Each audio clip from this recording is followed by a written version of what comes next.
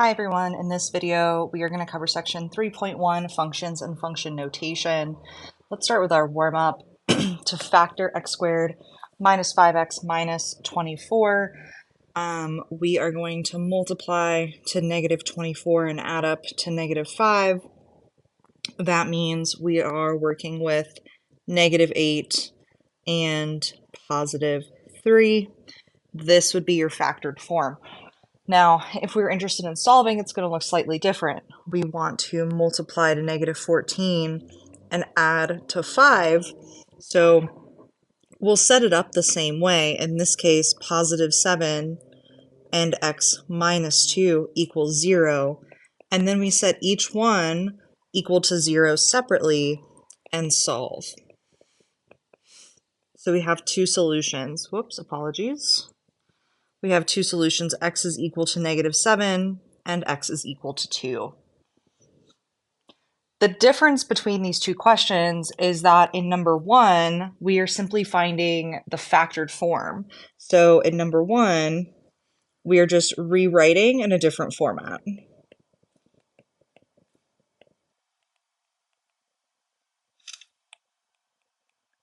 In number 2, we are actually solving for x.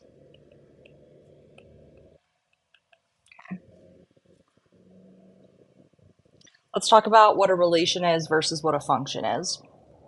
So a relation is any sort of relationship between two elements, an x and a y value, okay? A function has to have specific rules in order for it to be classified as a function, okay? The important thing here is that a function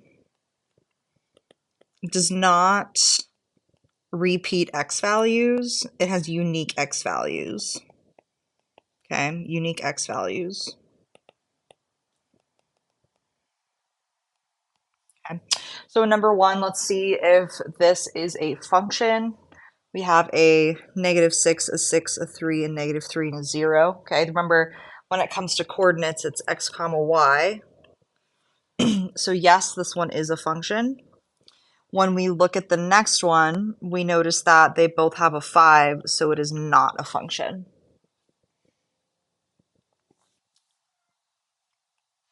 When it comes to function notation, we often use f of x instead of the letter y. So it's f parentheses of x, and that's the kind of notation we're going to be using from here on out when we're working with these types of things. Okay. So in this next one, you'll see the notation has changed from y to f of x, and we are going to graph this quadratic using a table of values. I'll go ahead and make a little table here. The points you choose really don't matter, but I am going to be strategic and choose negative 2, negative 1, 0, 1, and 2. That's going to be negative 2 squared plus 1, negative 1 squared plus 1, 0 squared plus 1, 1 squared plus 1, and 2 squared plus 1. Okay? So this will be 5, 2, 1, 2, and 5. If I plot those points, negative 2, 1, 2, 3, 4, 5, those will mirror each other, and then negative 1, 2. Okay, so if I were to draw the curve for this parabola, it would look something like this. We also have something called the vertical line test. The vertical line test can determine if something is a function when it is graphed. Okay, and what we end up doing is we pretty much run a straight line across a graph, and if the line only touches your curve once, it is a function. So in this scenario, it is a function because no matter where you go, you only touch the graph once. This one, for example, you see those 3 dots, touches the graph at 3 points, which means your x value has repeated. So it is not a function. Similar here and here, it is not a function. this is a function, and this is a function. The last one is a function because this is a closed circle, and this is an open circle. So there is no overlap happening here. Okay, that is important to note. There is no overlap happening, therefore it is a function.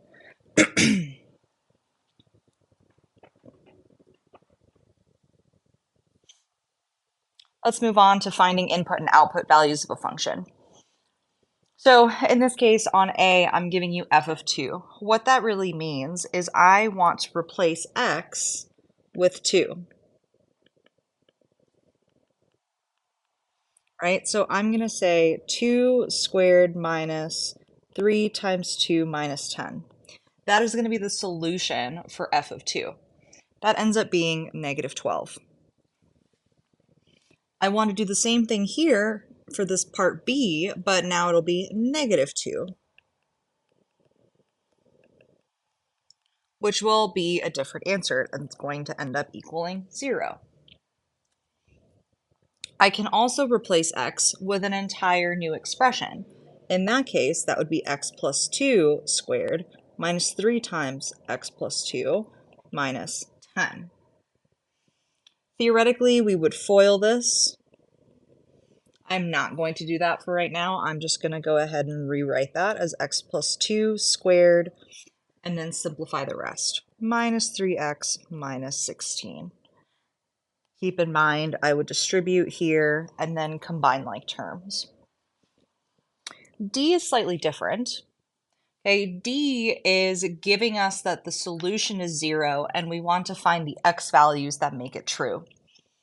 We already found one of them in B because we got a solution of 0, but it's a quadratic, so it's possible that there's more than one solution. So let's go ahead and set this equal to 0 and solve. By factoring, I find that my solutions are going to be 5 and negative 2. One of those came from B. The other one I did find because I was able to factor this quadratic.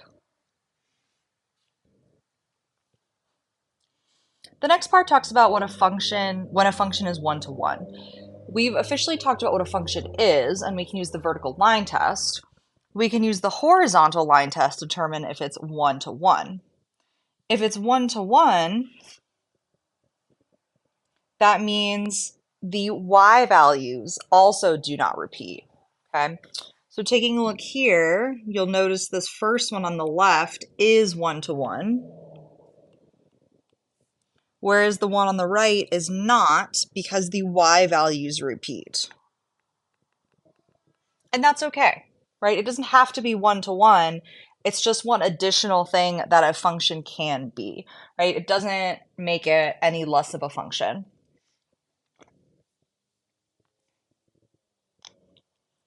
On the next slide, we have all of the different toolkit functions, which are really, really important. If I were you, would spend the time to really get comfortable with these, especially the quadratic, cubic, and reciprocal functions, as well as the square root, cube root, and the reciprocal squared. Those are some functions that we're going to come back to over and over again throughout the course. And after the next section, we're going to come back to this page specifically and discuss some of the material from 3.2. So this will be really, really important. It's worth learning. And on that note, that covers it for 3.1.